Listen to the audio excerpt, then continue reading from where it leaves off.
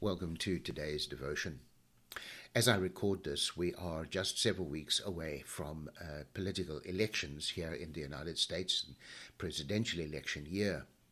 It's a time of acrimony, of bitterness, of divisiveness.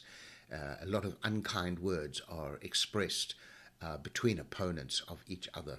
It's a divisive time. Paul, as he writes to the Philippians, reminds the Philippians, he says, but our citizenship is in heaven. One of the privileges of being a citizen in a country like the United States and in many countries around the world is you get to vote. You get to elect a leader or leaders. Well, Paul, as he wrote to the Philippians, was aware that he was also a Roman citizen, and it came with privileges and protections, certain rights.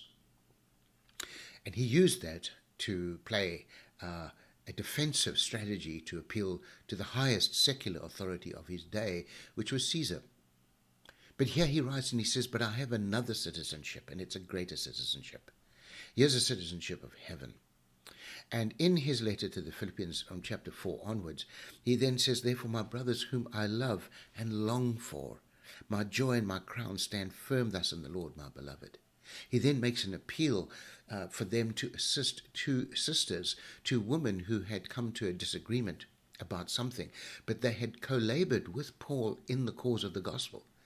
And he says, let this division amongst these women not be there. Let it be dealt with and resolved in a way that is to the glory of God and reflects a greater citizenship, another country, if you would, that is not made by the hands of men.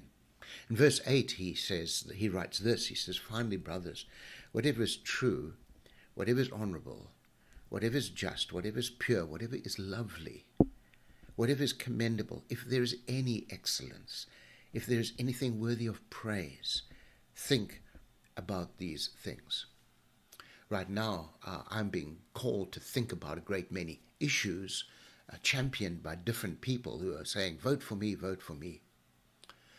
I see in the church here in the United States particularly a very challenging time for a lot of pastors who love God dearly, called according to his purposes, and who are deeply conscious of their heavenly citizenship whilst living in an earthly citizenship realm.